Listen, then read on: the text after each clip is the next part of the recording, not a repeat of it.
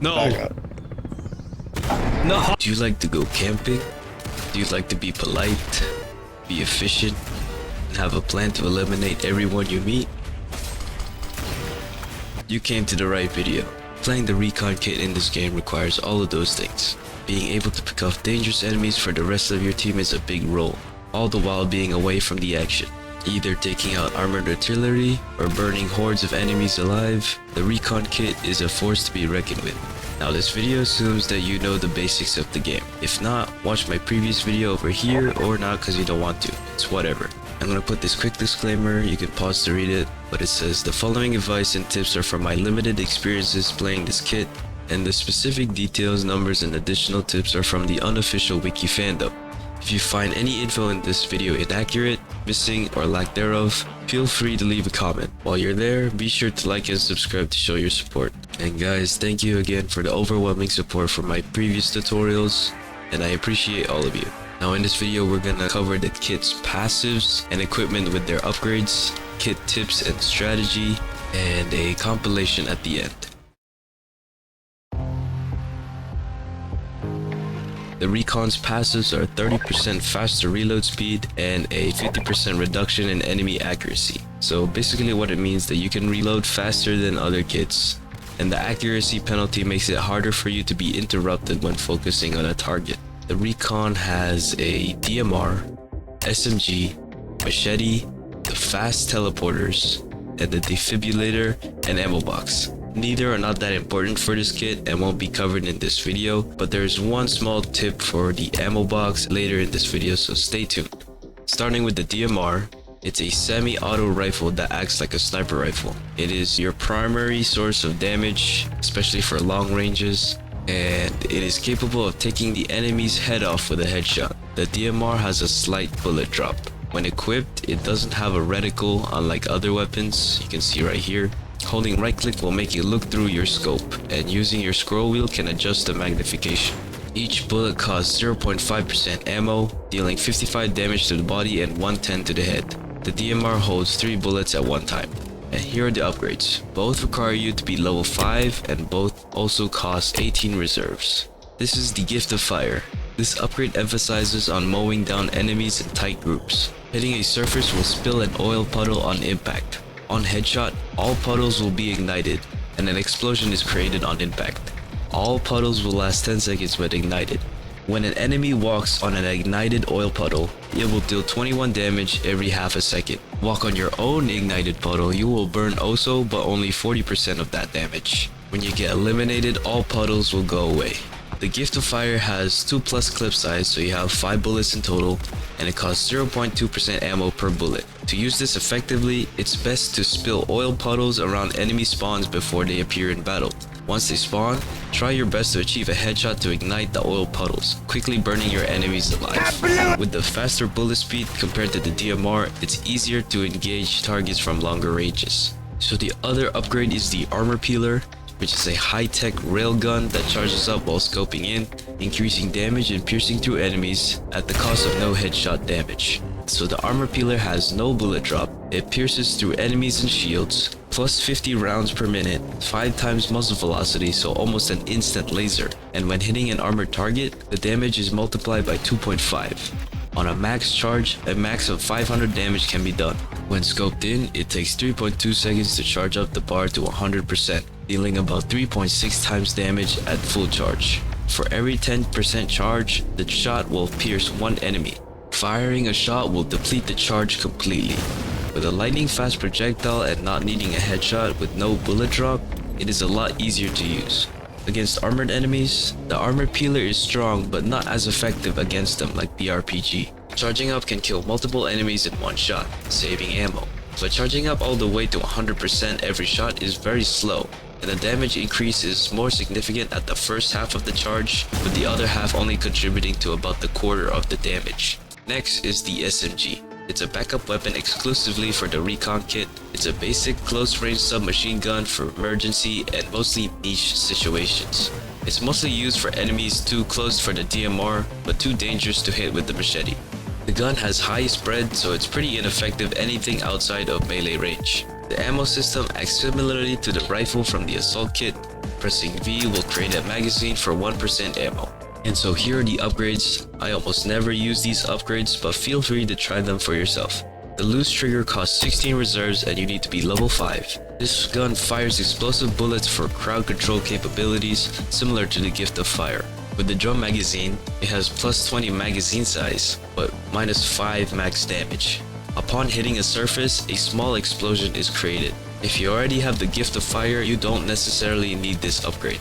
So the other upgrade is the Twin Face, which you need to be level 4 and costs 12 reserves. And this gun can switch ammo types between light and heavy by pressing Q, reloading the Twin Face.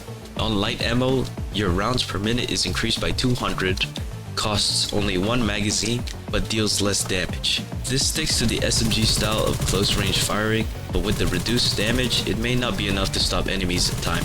On heavy ammo, bullets apply knockback to enemies. You do 6 more damage, and you have less spread, specifically 1.4 degrees less of spread. But it has a decreased fire rate by 250 RPM and requires and consumes 2 magazines when reloading. The knockback can be useful to keep dangerous enemies away like the cloaker. However, with the slower fire rate, you may not be able to kill an approaching enemy in time. So now on to the machete. The machete is another type of melee weapon similar to the shovel, but it's not as deadly, taking 2 swings to kill most enemies, but you are able to swing faster. Each swing does 60 damage. Also, you can throw the machete by pressing Q, dealing 101 damage. Killing enemies with a thrown machete won't grant you HP unlike regular melee kills. Once thrown, it will respawn in your hand after 3 seconds like magic. This is mostly preferable to using the SMG. And so here are the upgrades, and both cost 10 reserves. Hand axes, and you need to be level 2, are dual hand axes that have a stronger swing and can be thrown twice. When a thrown hand axe kills an enemy, you will recover 12 HP.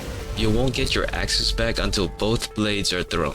Your melee damage is increased by 43, with a total of 103 damage per swing, and a faster throwing speed of plus 250 studs per second. However, you have a 50% damage penalty on bosses, and swings can only hit 1 enemy maximum. I don't know why you would need to melee bosses in the first place, but do that if you want. The hand axes aren't really effective at crowd control unless you're just hurling your axes at groups of enemies, but only then it's not as effective as other weapons. So the other upgrade is the Torque Blade, which you need to be level 6. And it's a blade where you can charge up throws, causing it to automatically ricochet towards other enemies after hitting a target. Holding Q will charge up a bar over 1 second. The thrown blade will automatically find another target upon killing an enemy repeatedly. The chain can only happen if you hit an enemy in the first place. Unlike the machete and hand axes, the torque blade will not be affected by gravity when thrown. With this, it can be used to counter snipers from a distance. A fully charged throw is capable of hitting Prometheus and his fuel tanks. Alright, now moving on to the F.A.S.T. The F.A.S.T is a set of deployable teleporters that allows any player to teleport between them only when both are deployed. The acronym for F.A.S.T stands for Fixed Augmented Spatial Transportation. Nice. They can only be deployed on horizontal surfaces. To use the teleporter, stand close to it and hold E to teleport to the other end. The F.A.S.T is useful for helping you and your teammates to get to the machines faster after every wave is completed. This can also help you escape from enemies approaching your position, but keep in mind of any enemies on the other side. The Recon is most effective from a distance and on high ground, as this is to have a vision of as many enemies as possible. As the team sniper, your job is to pick off any significant targets such as the gunner, sniper, grenadier, engineer, and bosses.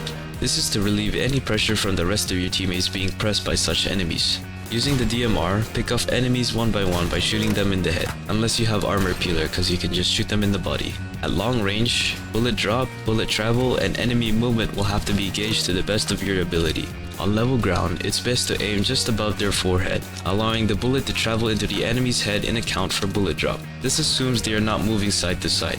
Against bosses, it can be a bit difficult to line up a shot, but when you can easily deal with them. This is a lot easier when using the armor peeler upgrade. Even if you are far away from the action, make sure that no enemies are sneaking up on you, as stray enemies can wander to your position, especially when a new subwave begins.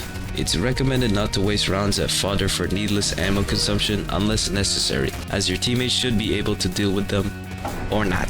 Using either upgrade for the machete can help with conserving ammo and killing war fodder, which are mainly infantry. According to the wiki, to help with ammo conservation, you can upgrade your ammo box to the combat toolkit, as at the end of every wave, 50% of the ammo used or lost will be returned back to you. So with all that in mind, I hope you can find at least something in this video useful when you want to play this kit.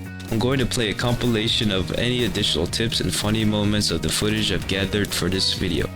Enjoy.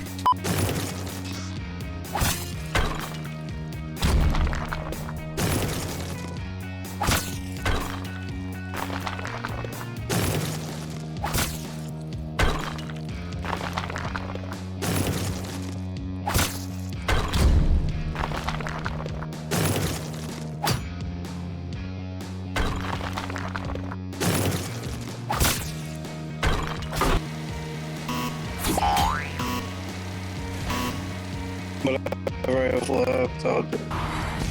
That's not good. Oh, that's a platformer. Run. There's a saboteur behind you. Oh my goodness.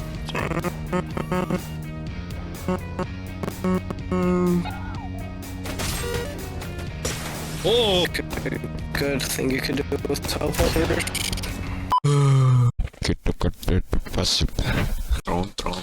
Otherwise it's purchasable. Otherwise it's purchasable. Otherwise it's purchasable. You freaking British.